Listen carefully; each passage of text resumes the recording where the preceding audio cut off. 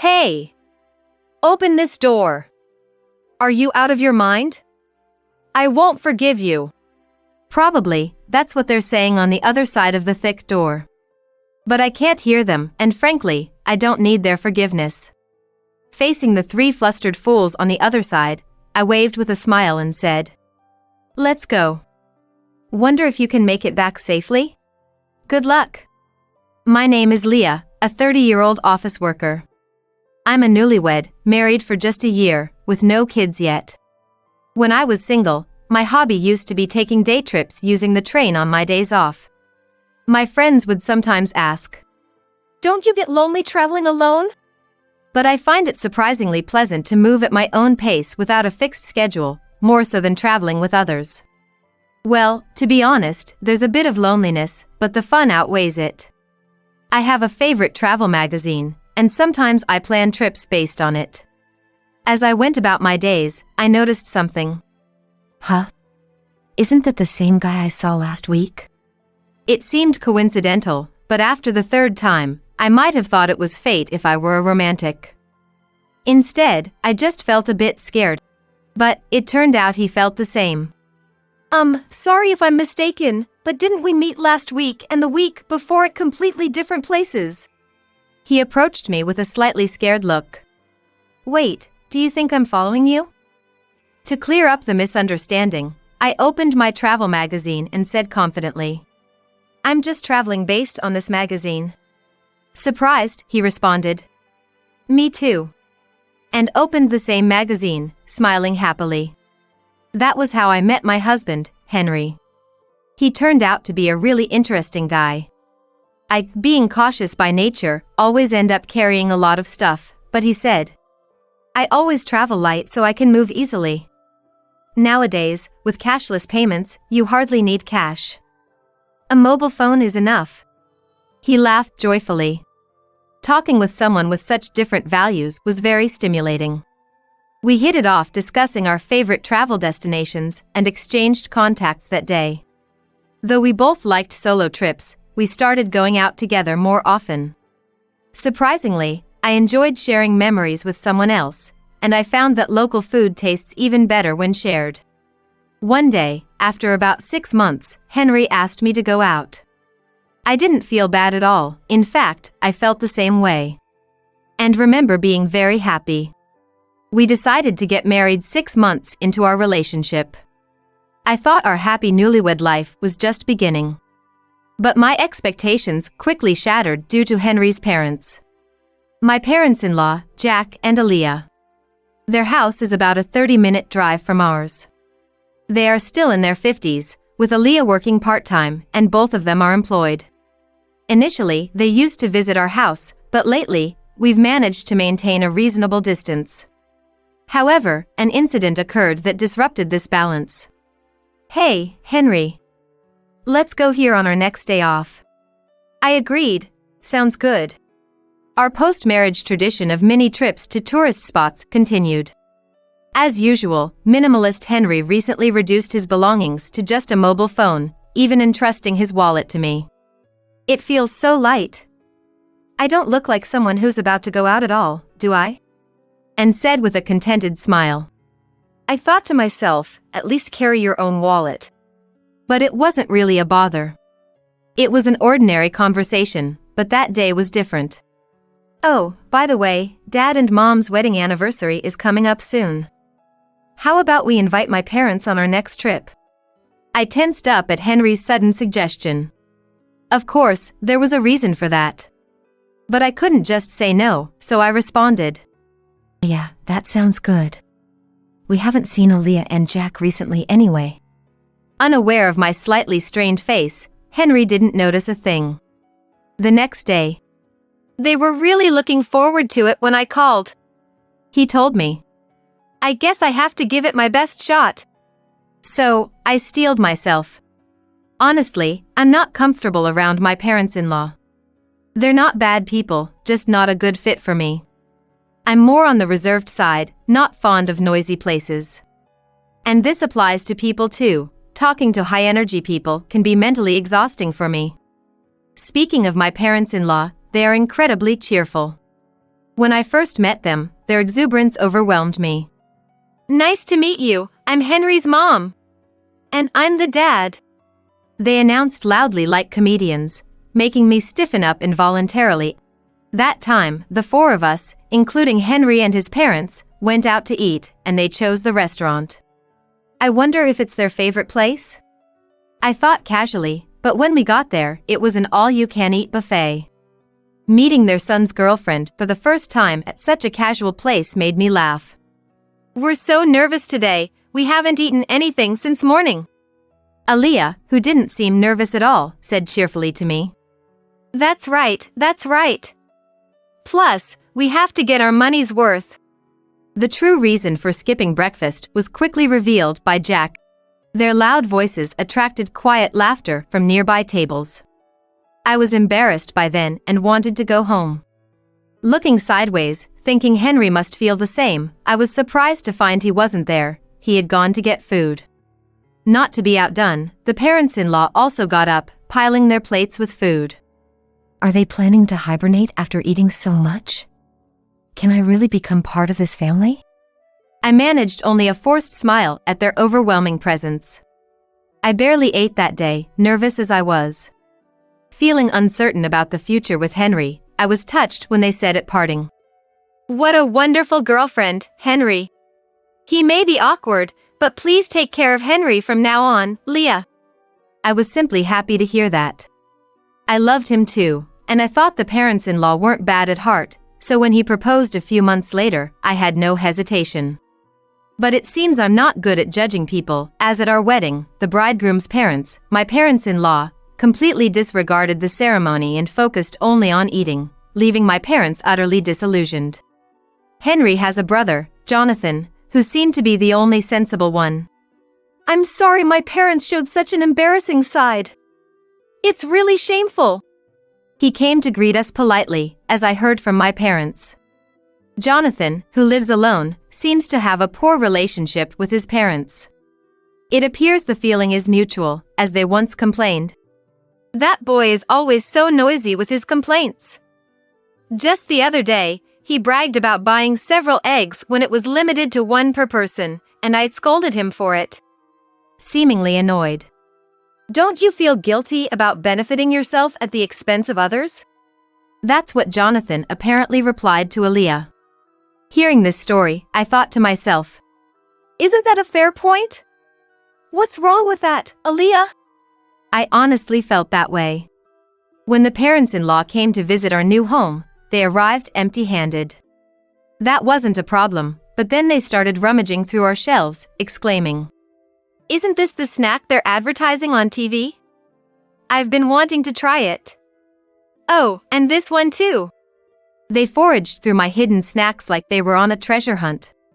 Even though I bought those snacks, Henry, without any malice, said, "If you want them, take them home." That's fine, right, Leah? I wanted to smack him right there and then. Sure, go ahead. All I could do was respond with a forced smile. I had a suspicion, but it was clear now. The parents-in-law were moochers. "I want this. I want that. Give me. Give me." In the early days of our marriage, they came over every week, sensing an opportunity, and I was almost driven to neurosis. "Hey, don't you think there's something off about Aaliyah and Jack? They're kind of annoying." My anger exploded, and I ended up fighting with Henry. Despite how angry I was, Henry looked puzzled and said, "No, not really. Is it that strange? They've been like that since I was a kid. Don't worry about it," he said, patting my shoulder lightly, which made me furious. "Are you kidding me? If this keeps up, I'll divorce you. Just do whatever you want." My raised voice seemed to alarm Henry, and he quickly put an end to the parents-in-law's invasions. I don't know what Henry said to them, but since then, we've been living peacefully. However, the thought of traveling with the parents-in-law naturally made me anxious. On the day of the trip, I was shocked to see them waiting. "It's been a while, Leah. I heard you've been busy with work. Must be tough." Aaliyah spoke to me, but I was far from calm. The reason lay in the appearance of the parents-in-law. Aaliyah and Jack, where's your luggage? Looking closely, Aaliyah and Jack had brought nothing with them. Even for a day trip, isn't it normal to bring at least a bag?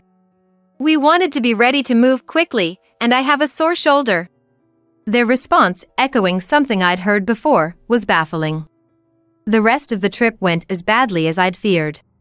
It was soon revealed that the parents-in-law had forgotten their wallets. Feigning ignorance, they said. That's strange, isn't it? Watching them play dumb, I thought. Maybe it's better to just call off this trip, or even cancel it, yeah. Unfortunately, my feelings weren't understood. Henry, looking exasperated, said, "Again? My folks have always been like this.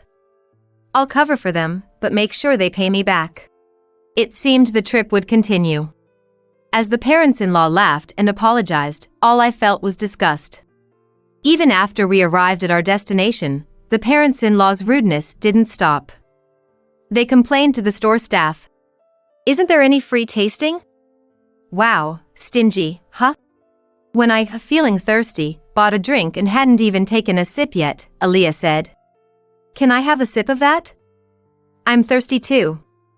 I can't believe I forgot my wallet, huh?" While I forced a smile, an exasperated Henry intervened. "Stop it, it's embarrassing. Look, I'll buy you one." Overhearing this, Jack muttered under his breath, referring to me. What a stingy woman, lacking compassion.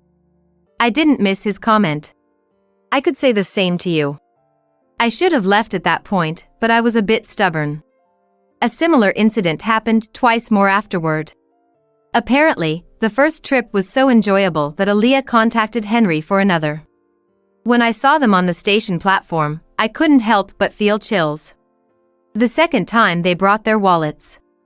They brought their wallets this time, but when the moment came. "Oh no! This is the wallet I used before. I rushed out in such a hurry." Their obvious lie was something only Henry would believe. And on the third trip, they forgot their wallets again. By then, it was clear, it was a deliberate act. "Aaliyah. Excuse me, but did you deliberately forget your wallet?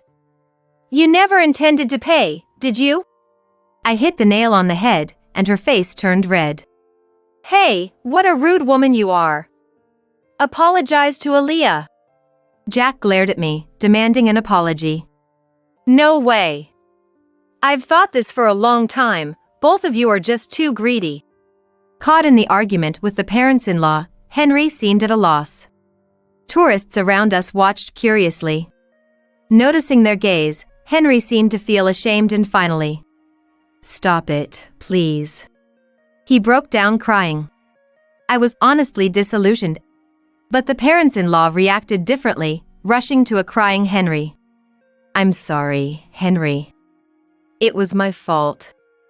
You're so kind to cry for me," Aaliyah said, with Jack quietly standing beside her. I didn't know how to react to this farce. Only one thought came to mind. "Yeah, this is impossible. Let's get a divorce." That was all I could think. Seeing Henry's tears, the parents-in-law seemed to lose their fighting spirit. "Leah, we know we're often in the wrong. It's Henry's money, but still, we've taken advantage of him. It's Henry's money, after all." I don't know why they said it twice, but their words, dripping with sarcasm, showed no real remorse. And so, it was confirmed that they had deliberately forgotten their wallets. Aaliyah referred to it as Henry's money, but we both work, and his salary is only slightly higher than mine. Our actual incomes are not much different. Recently, every trip with the parents-in-law ended with, "I want to buy this too.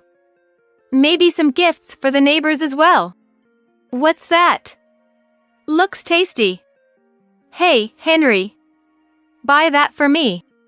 Because of their endless demands, Henry's credit card bills were shockingly high. We've been living mostly on my salary for the past few months.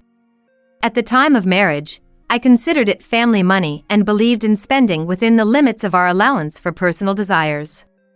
Don't be a burden to your partner. The thing that infuriated me the most was when cashless-reliant Henry exclaimed at our travel destination. What? Only cash here? Hey, Leah. He called me over and pulled his wallet out of my bag. It only had a few dollars in coins. No. I messed up. You know I don't carry cash, right? And he said without malice. It still makes me furious thinking about it. For the record, I always paid for my own things. Yet, the parents-in-law probably thought I was living off Henry's money and just complaining. We split living expenses, so such accusations were nothing but unpleasant. Thinking all this, I coldly watched Henry crying and Jack consoling him. After a moment of thought, I said, I was wrong too. Sorry for being presumptuous. You guys go ahead on the train. I'll buy some drinks and follow. I smiled calmly, and Henry and the parents-in-law happily boarded the train. Their smiles turned to panic a few minutes later. When I didn't return, Henry must have felt something was off, as he messaged me. Leah, are you coming? The train is about to leave. Right then, the heavy doors slowly closed. From the platform, I had a clear view of Henry's panicked face. It seemed he noticed me and was shouting something. I was replying to his earlier message. I'm divorcing you. If your parents are so important, live happily with them. Goodbye. I ignored his calls, thinking, doesn't he care about being a nuisance on the train? Geez. He sent several messages afterward, but I ignored them all. Henry's face through the door slowly turned to anger. Hey! Open this door. Are you crazy? I won't forgive you. As if he was saying.